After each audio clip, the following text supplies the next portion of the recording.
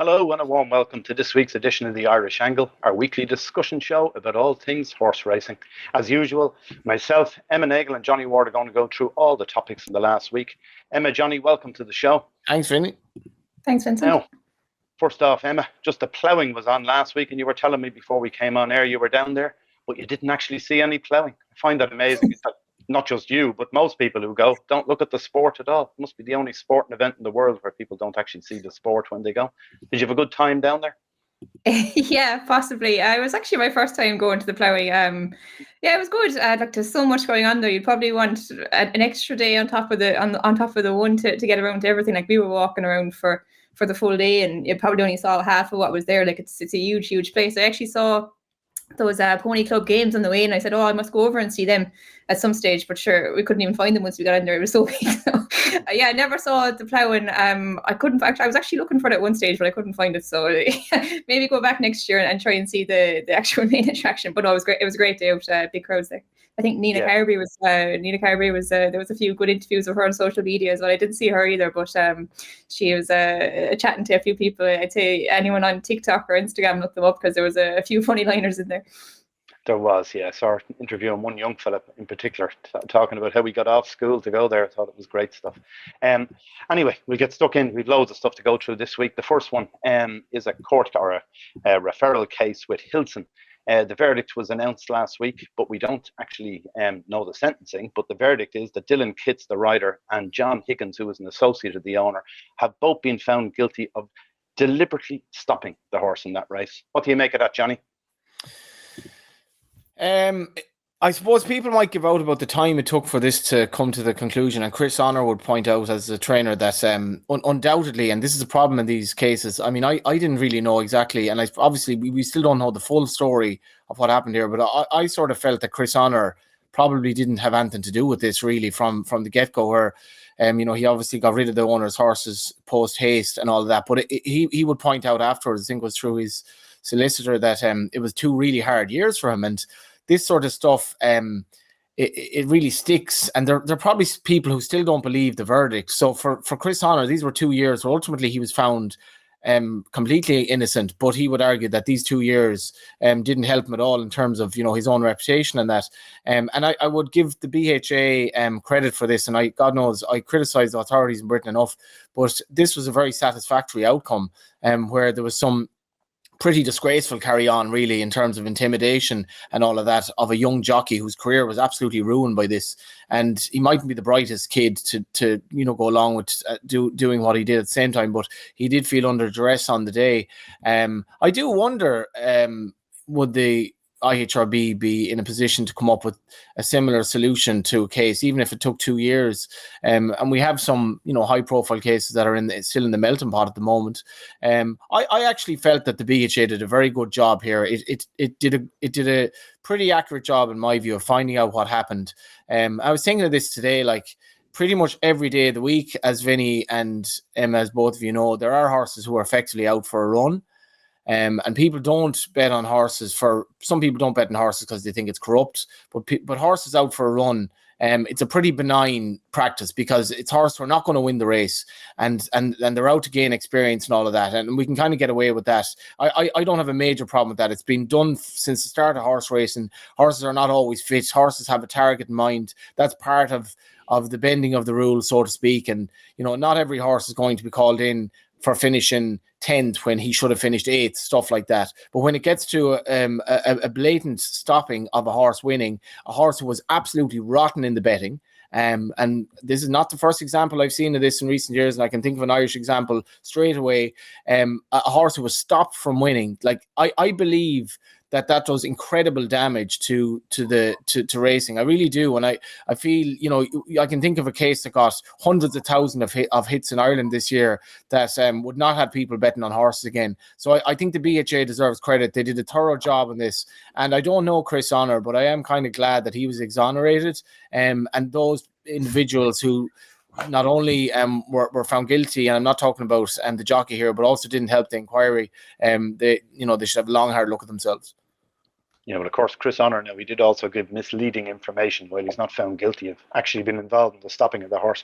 But it'll be interesting to see what the verdicts are on this and what the sentences are for the likes of Dylan Kitts, because, you know, what does a kid like him do if someone is literally threatening him in a race? That's the problem here. It probably should go to the police rather than anything else, I suppose. What did you make of it, Emma? Yeah, like it's a good point you make there. Peter Scargill actually wrote a very good article on the Racing Post, kind of detailing the timeline of events. And like, really, look, I know Dylan Kitts was complicit in the whole thing, but you'd have to have a massive pity for him as well. Like, he was a young jockey, kind of a journeyman jockey, I suppose. At the time, he wasn't riding, you know, hundreds of winners every year. And like going through the detail of the events, it was an associate of the owner, John Higgins, who had kind of Kitts described it as groomed him into kind of this sense of security, kind of made him feel like it was kind of a friendship, ringing him regularly, giving him advice on his rides and things like that. And, you know, when it came down to it, he was asking him to not ride his horses to the merits. And like, it was sad, really. Like, it was details in the article about you know, him being transferred £100, £150 after they had landed big bets. Like, you know, it's small sums of money, but like, you'd feel sorry for the young jockey, because obviously, look, he might have been struggling to make a living and young, impressionable, and just got wrapped up in something he shouldn't have been involved in. I suppose it's interesting. You'd have to feel massive pity as well for the trainer, Chris Honor. You know, at the time when it was all going on, I'd imagine he was branded by plenty to be involved in the whole thing, when it turns out, you know, he didn't have any knowledge of it going on. And I know he was found guilty of misleading the stewards, but it sounded as if it was kind of more of a case of him trying to protect his young rider more so than his own involvement in what went on. Look, what penalties will be handed down will be interesting. I think the people involved are probably not going to be getting too heavily involved in horse racing either way going forward. They've probably done their job now. I think the man involved is quite an older gentleman. So look, the BHA did their job. People will complain about the timeline, and I probably was one to complain about the timeline, but it was obviously a very complicated case. And yeah, look, the penalties will be interesting. You'd imagine that all parties will probably be warned off for life, you'd say, obviously barring the trainer, Chris Honor, who wasn't involved in the gambling side of it. Well, you should say as well, Vinny, there are trainers in Ireland, I've spoken to them, who for specific owners on a given day don't know how their horse is going to run. The trainer, and Chris Honor in this instance, basically, I think his line was to the jockey, you know, well, talk to the owners or whatever. Like, he was probably conscious of the fact that you know, it was a tricky situation. But there are trainers in Ireland. You'll ask, how will the horse run today? I'm not sure, because the trainer himself doesn't exactly know what the owner is going to do, and that does happen in Ireland every week, pretty much of the year. I would agree with you. Yeah, I hear lots of evidence of that behind the scenes. Anyway, move on. Another high-profile case last week was in the High Court, where John Magnier lost his case over the Barne Estate, and it looks like potentially it could cost him $7 million in legal fees. So, Johnny, you going to start a new GoFundMe page for John if you have to scrape together the $7 million? I have to quote you, and I hope you don't mind me quoting you on what we were talking about before this, when you said if he had paid the $7 million in legal fees on top of actually what he was going to pay for the property, he would have been able to buy it first off. He would, so like, basically, if you add the 15 and the 7, you get what you know, the owner was going to get for it. There was a brilliant article by Mark Tighe in the Independent yesterday, and I think it's important that people still pay for journalism and pay for like good articles like this. Mark Tighe would have been poached from the Sunday Times by the Independent to write stories, and it's these need to be paid for. You need to subscribe or buy papers, because journalism, as we see in the States, journalism is in a perilous state, and if people aren't paying for media, you get a lot of fake news. So just to laud Mark Tighe, he spoke to some of the people around you know, the around, I suppose, Tipperary and all that, and the individual he spoke to, he had a great line. I'll have something that John Magnier will never have, enough, and that's enough money. But interestingly enough, the article that Mark Tighe wrote, where the individual was underbidder to the bit of land that John Magnier bought, he's a farmer, and he's milks cows or whatever, and John Magnier was to visit him and basically meet him in a gentlemanly way, as to you know, to basically apologize that he lost the bid or whatever for this land. and he was 20 minutes late, and his mother, who's elderly, said, "You better not keep John Magnier waiting." But John Magnier was actually pretty gentlemanly about the whole thing, and there's almost a sense that Coolmore are conscious of the fact that the land grabbing that's going on in Tipperary isn't going down necessarily all that well with everyone. But I would ask people to read that piece in the Independent, because it's a good piece about what's going on. I do feel though, in relation to the whole court case, I don't know what you think, but it's just the amount of money that's wasted on legal fees. And obviously a lot of it goes back to the state via the high tax that the lawyers are paying. This was a case that, I mean, I don't understand the law, Vinny, but I would have thought there was very little chance of John Magnier winning this case. And I spoke to my father about it, and he was telling me when he bought a house back in the day, how he did a gentleman's agreement with Mr. Grehan, and Mr. Grehan, who sold the land to my father and the house, his son now would actually be a fairly prominent owner. And somebody came in from off the street and basically said, "What's on that?" And say it was 85. He said, "I'll give you 90. And Mr. Grehan said, no, I've agreed with Sean Ward a certain price, and we shook on it, and I'm going to do that." But most people aren't as honourable as that. And as much as I've sympathy for John Magnier on this, it seems an awful waste of £7 million to come to this conclusion, which I think most people would have envisaged was going to happen. Yeah, I'd agree. The other side of this is that it came up in that court case that he doesn't even know how much land he owns in Tipperary, John Magnier. They're talking about it could be 10 or 11,000 acres. You're living in Tipperary, Emma. You must be surrounded by land owned by John Magnier, right? I'd imagine so, yeah. Look, it's all stood for land up here. It's kind of a face-off. Maurice Regan and who owns Newton Manor Estate, which will be expanded now as well. So, yeah, look, I don't have a great understanding of the law involved in it. I was listening to a few podcasts on the whole thing. The whole thing came down to whether the handshake kind of stood as a binding contract in the end, and in the end it didn't. Yeah, the legal fees are eye-watering, I suppose, but probably a drop in the ocean for an organisation like that, I suppose. Look, I know they're going to be not too happy to lose the case, but I suppose for people like us, it's a bit different. I'd say as well, like, some of the individuals involved who were called to the stand, like, I'd imagine it was the last thing they wanted. And if I follow the case now, there's a good idea actually, if you live in Dublin, to go into these cases at times and observe what's going on, because it's a good day's entertainment at times. But some of this was actually quite entertaining. But, some of the characters involved giving evidence, I'd say it was the last thing they wanted to do. So it just seems a strange one for John Magnier, one of the shrewdest men probably to ever walk on the ground in Ireland, to go through with this case. I don't really know what he thought he was going to get out of it. I suppose he had to be in his bonnet is the bottom line, isn't it? And he needed to sort it. Anyway, it didn't work out in his favour as far as we know. You never know. There could be appeals and all sorts to come on that yet. Anyway, other things from last week, lots of things. The new BHA rules and regulations around juvenile hurdlers and grade 1 hurdle races for novices and so on. Very interesting decision here that a horse has to have run and reached a certain level, Emma, before it's allowed go in those grade 1s, and it would affect the likes of this year's Triumph Hurdle winner Poneros, who wouldn't have been allowed running the race. What do you make of that?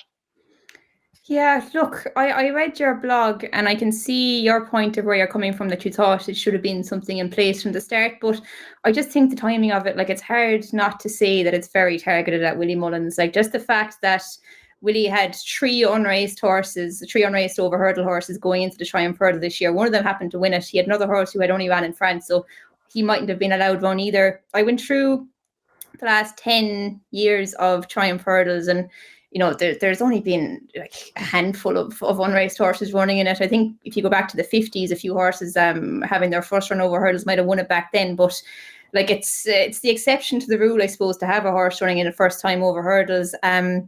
I think the case is being made where, firstly, a welfare aspect, making sure that a horse has the ability to run in a race like that, to jump hurdles at a pace like that. I suppose, like, first off, when you're talking about that point, they put in like a minimum rating of 110 over hurdles. Like, is 110 a good enough rating to run in a grade 1 hurdle? Like, I'd say it's miles off the mark. Like, a 110 horse should not be running in a grade 1 hurdle in the first place. And then, like, when you think of it, a horse might run in a maiden hurdle in Ireland or in the UK, they might finish second or third. How can you rate that form? Really, there's a reason that there's a minimum number of runs for a handicap mark in both Ireland and in the UK. So just giving the handicapper the power to assess a horse after one run doesn't make a whole pile of sense to me either. You're trying to rate French form against Irish form and English form. it's going to be very difficult, really. No, it's probably not going to be something that happens too often because, like I said, it's not a common occurrence. But just the fact that Willie Mullins seemed to do it a few times last year, like it's kind of going back to the state man rule. It kind of just feels like it might be targeted. Like it was part of a kind of a host of different rules and initiatives brought in over the last few weeks by the BHA. It's kind of just thrown in among them as a kind of a way of improving British racing and, you know, giving British trainers and breeders the best chance possible going forward. And Ruby made a point on the Nick Luck Daily podcast. He was strongly against the whole thing, and it does, like, I can see where he's coming from. It does kind of give a bit of a sense of us against them, like the British trainers are trying to protect their sport and maybe stop Willie Mullins from running these potential Grade 1 horses first time out when they haven't got a chance to assess them.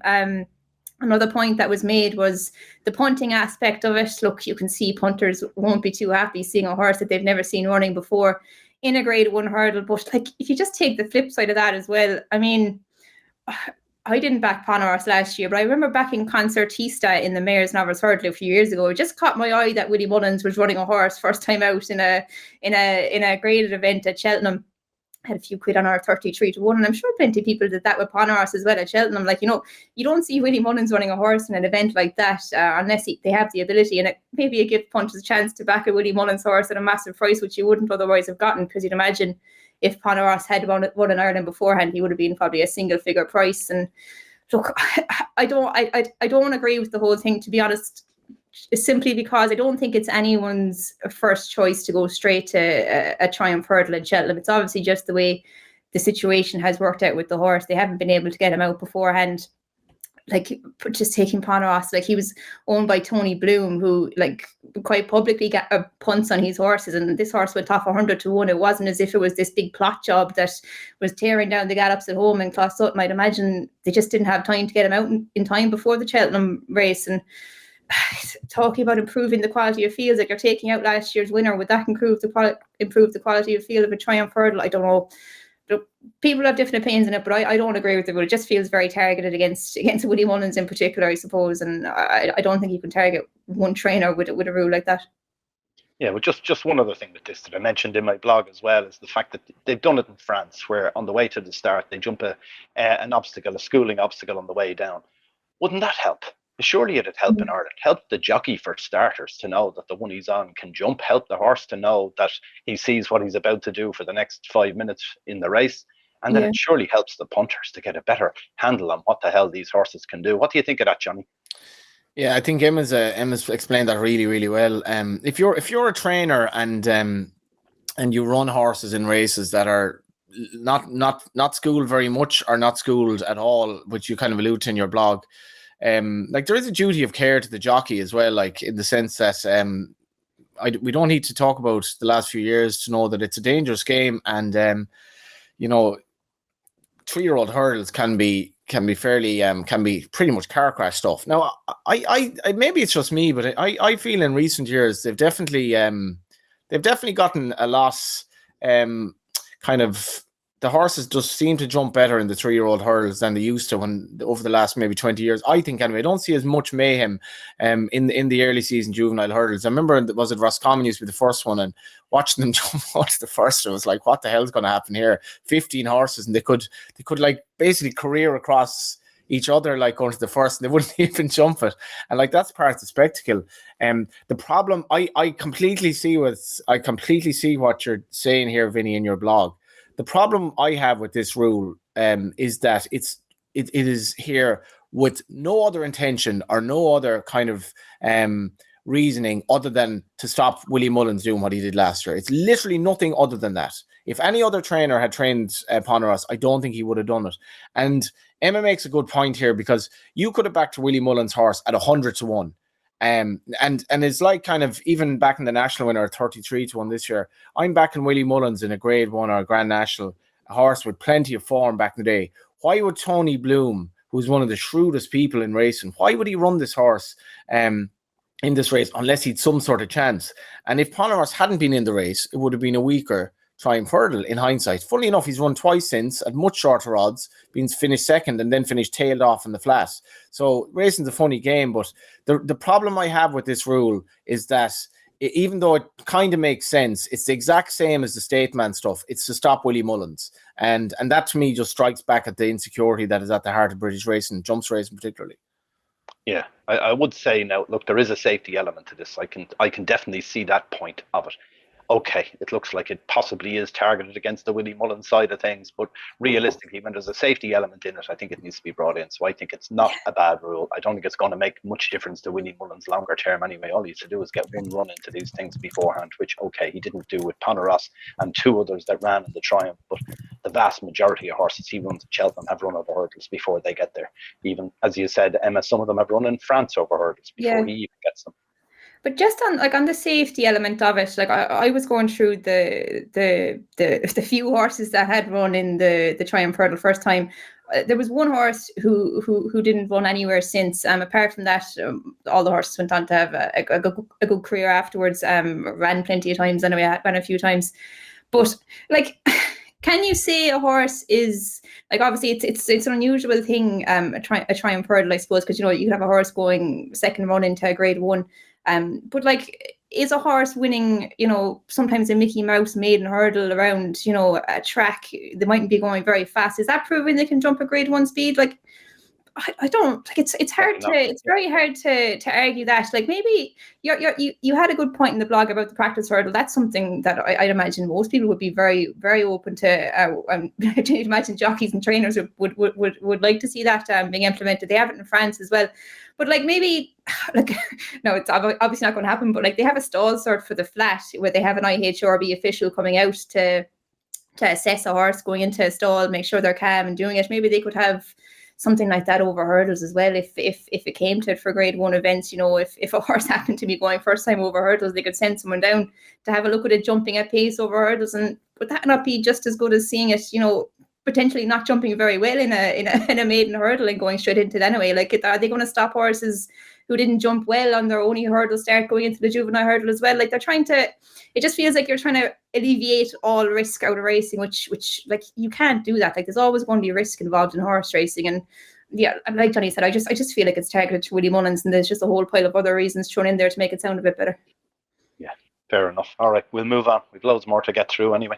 Thurles, they announced a new management team for Thurles. We've got Peter Rowe, who's the ex-manager of both Tipperary a long time ago and then Fairyhouse more recently, and Jessica Cahalan, who is secretary manager at Laytown, another successful track. So they're both going to be involved in running this. And I see as well, they've changed the fixture schedule slightly for next year for Thurles as well. They've moved a fixture in January, from March to January, and they've two fixtures in October are now going to be running November, December.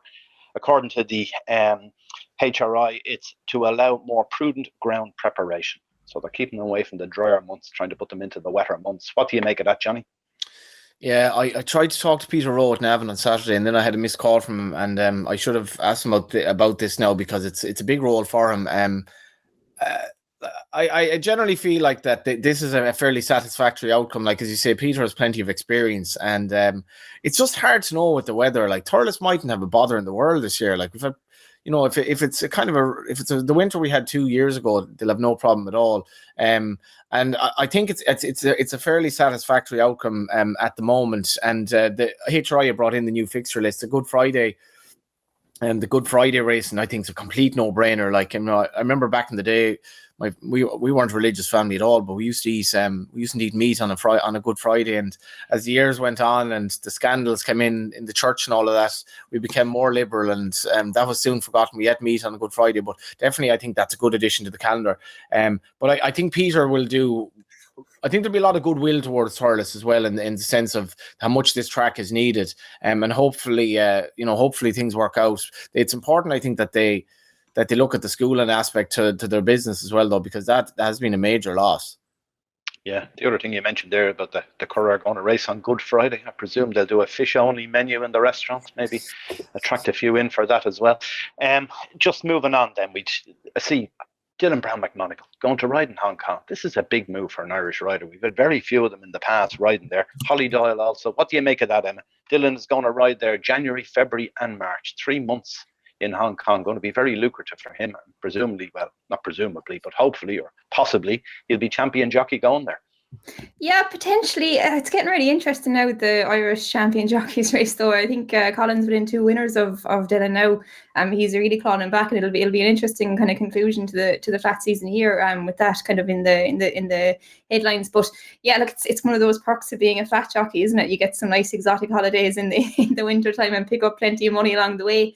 I don't know much about it, but I think it's quite hard to get licensed over in Hong Kong. Like they only publish, or they only give out so many licenses every year, and just kind of shows the quality of rider we have in Ireland here. I suppose Dylan's among the best in the world now, and it'd be nice to see him picking up a jockey's championship on his way over there. But yeah, it'll be interesting to follow. I suppose it gives kind of flat fans something to keep an eye on throughout the winter. All of our jockeys in the other jurisdictions, and see how they're going. Yeah, it's a great thumbs up to him, isn't it? At such a young age to be going there as well. Like, there's plenty of other Irish jockeys that have gone through their whole career and never been invited over there. It's big news, Johnny, isn't it?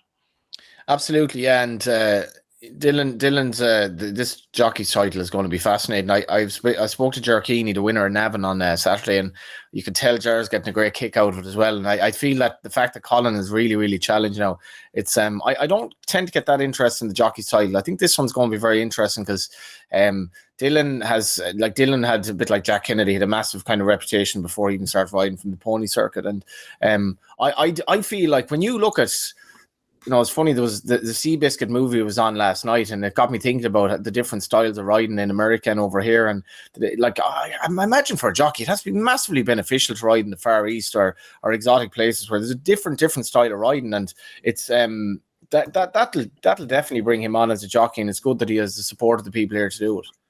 Yeah, very true. All right, another thing from last week, I see Brave Inca died aged 27. He was from a vintage era, Johnny, wasn't he, of hurdlers? What a time it was when he was racing. Yeah, I got into racing basically by when I started in college in 2000, so 25 years now this year. I had no interest in racing whatsoever, and I studied journalism, and I think the first year we had 10 hours a week or 12, so you can imagine a lot of spare time. And as it happens, there was a bookies kind of about 2 minutes down the road, and purely out of boredom I went to the bookies, and I met all these lads there who were into racing. And in those days, everyone went to the bookies to have a bet. Like everyone, you went to the racetrack or the bookies, and this is the year 2000.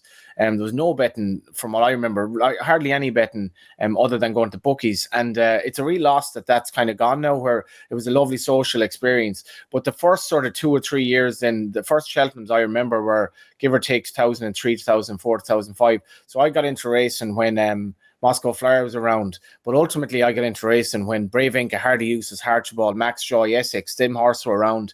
And honestly, I was so lucky because it was different now. Like national hunt racing, Ireland was very much inferior to Britain in terms of Cheltenham winners, and that was fine. You really it felt like every Irish winner, the tricolour was taken out because it was like we got one winner anyway, and maybe we'll get two. And the hurdling division at that time, Archibald was probably my favourite jumps horse. I just loved so much about him, the way he jumped and the enigmatic nature of him. But Brave Inca and Hardy Eustace were very different. Hardy Eustace, he was with these very likeable individuals. Conor O'Dwyer used to ride him, and obviously Desi Hughes, and it was just they were such different horses, the way that they would be ridden. And Brave Inca then was this horse who started off in hurdles races rated like 95 or something after he'd won 2 bumpers. He's really, really anomalous the way he kind of progressed. And the year that he ran against Hardy and Brave Inca, and Hardy Eustace and Archibald rather at Cheltenham when he finished third, I remember really fancying him each way that day because I couldn't see him out of the first 3. But he did finish third. But it was just his attitude and his name, that the bravery that was invoked in his name, the fact that Colin Murphy, who was this young trainer, was coming along with him, and then you had obviously the controversy over Barry Cash being jocked off for Tony McCoy, and I always feel really sorry for a jockey when that happens.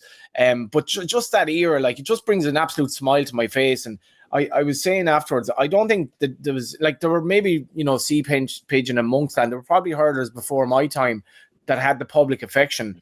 Well, I can never ever think of any era, nothing like even the likes of the Hurricane Flyers, nothing compared to the public. And maybe it's different when you're getting into racing because everything is new. But the buzz, I even get really just happy thinking of that time. I was young and I was getting into racing, but it felt like everyone loved those horses. They absolutely loved them. And if you were involved in a racehorse, as much as he wasn't the best hurdler of all time, Jesus, would you not love to be involved in Brave Inca? Yeah. It was just the fun around then as well, chatting to people in the pub or whatever, talking about horse racing, which is the best of the three, which will win on this particular day and everything. It was fantastic. It really was a cracking time for horse racing for me as well. Moving on, we've Listowel is already on, continues all week. TG Cahir doing, I think 6 days, is it there, Sean, of it, which is terrific. And we've Oisin Murphy there again tomorrow on the flat. And then, of course, you the Kerry National Wednesday. Are you going down any day this week, Emma? I'll try to get down, hopefully Friday, if I can. I'll definitely get down one of the days. I'm planning on Friday there at the minute. Yeah, it's a great week. I always try and get down for a day if I can. And like the crowds they get there, it's well publicised, but they kind of defy all statistics of dropping crowds in racing. And they'll have huge crowds down there. I had a quick look through a few of the cards. Oisin has, I think, 5 or 6 rides tomorrow, riding for Jessica Harrington, and a few others. Has a ride for Joseph as well, I think. Kerry National looks like a great race. A strong representation there. You've got the likes of Davy Crockett running on that card as well. Obviously, the half brother of Mystical Power, Out of Any Power, who's kind of touted as a future Grade 1 horse by Willie Mullins. So he's a big one to watch out for. There's a whole host of good horses going to be lining up down in Listowel, and they do a great job. Like, you know, even getting Oisin over for the second year in a row. He's going to have a lot of, I suppose, local support down there. They have Frankie Foster down doing the social media as well, who's, you know, a massive hit on TikTok and Instagram, and they just do an awful lot right in Listowel, and it seems to pay off for them every year. It's a brilliant festival. Yeah, another thing, if you are listening to this or watching it on the Monday, we've got a thing on social media. If you want to go onto any of our social media channels, we've got 50 pairs of tickets, flexi tickets for Listowel this week. Go any day, as far as I know. And they're courtesy of William Hill, who happened to throw us a bunch of them there this morning. So if you want tickets to Listowel, definitely go onto our social media platform and you'll get them. One other thing I wanted to mention, I wrote about it in my blog, I think it's amazing, to be honest with you, is Sean Bowen, the champion jockey in the UK.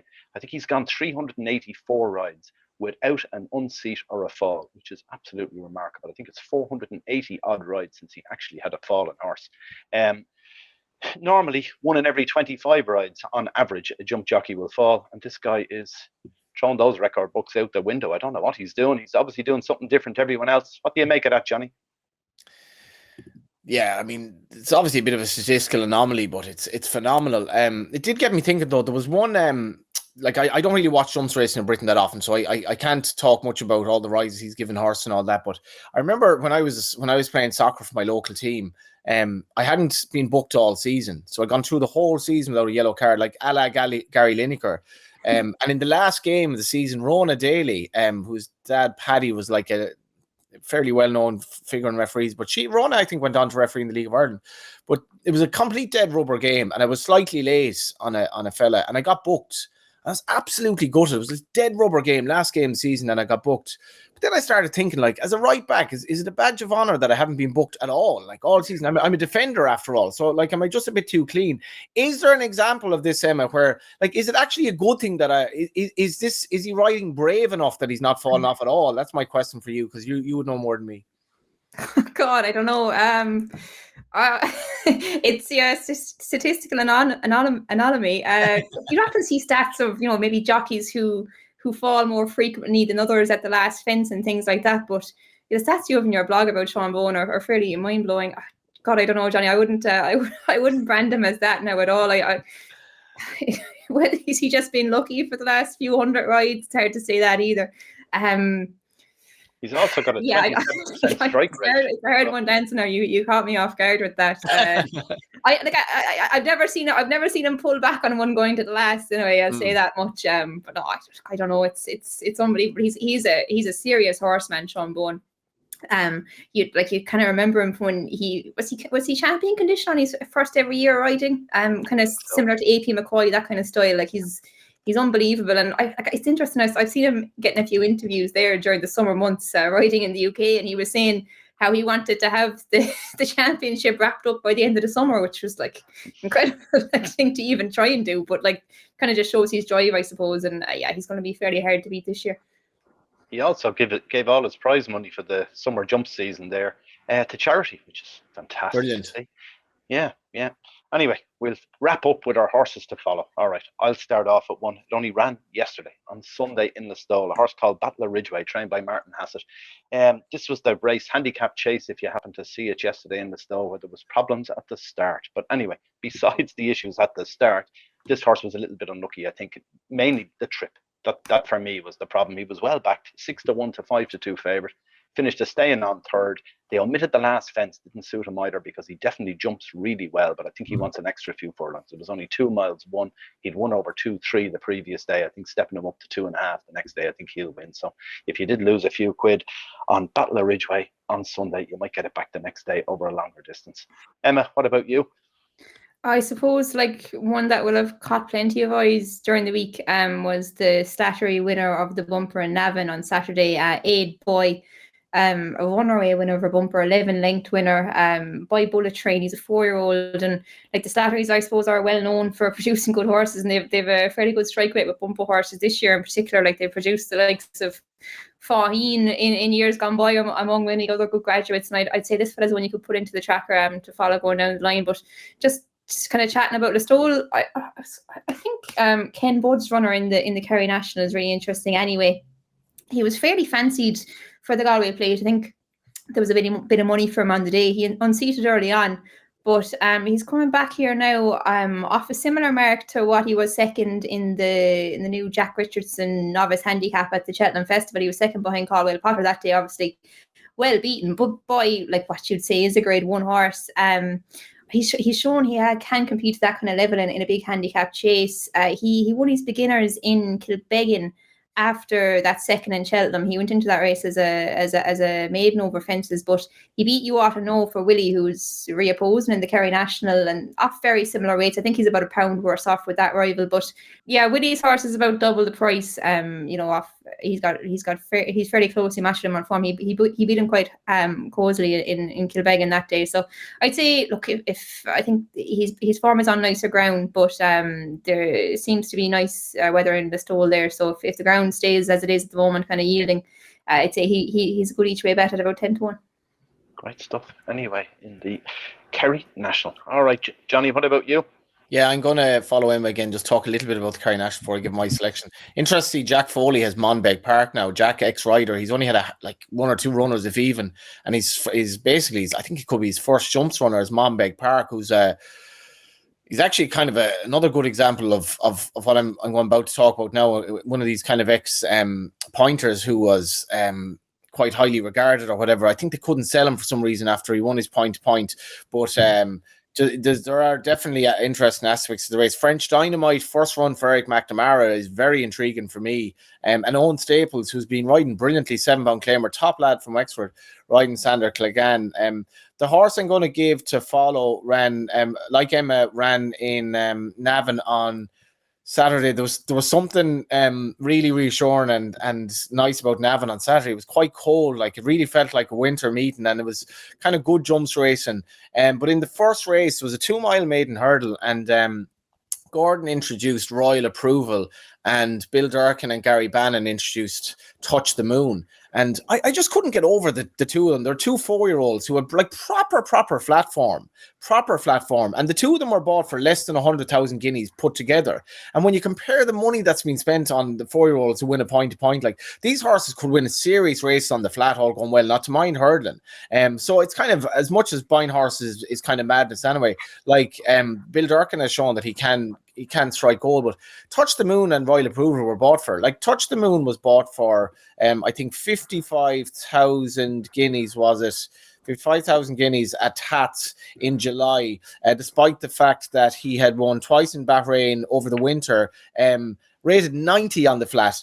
Absolute hurdler from looking at him, and he started off behind Fiery Road. Gary was speaking to me before the race. He said he liked him. Fiery Road looked very good on the day, but this horse did all bar win. 4 years of age, I definitely feel, given that he takes to hurdling, it's going to be a lovely race in this guy. Maybe they could campaign him for a good handicap, maybe at Cheltenham or something like that, if he's allowed in by the British authorities. But he looks a lovely prospect.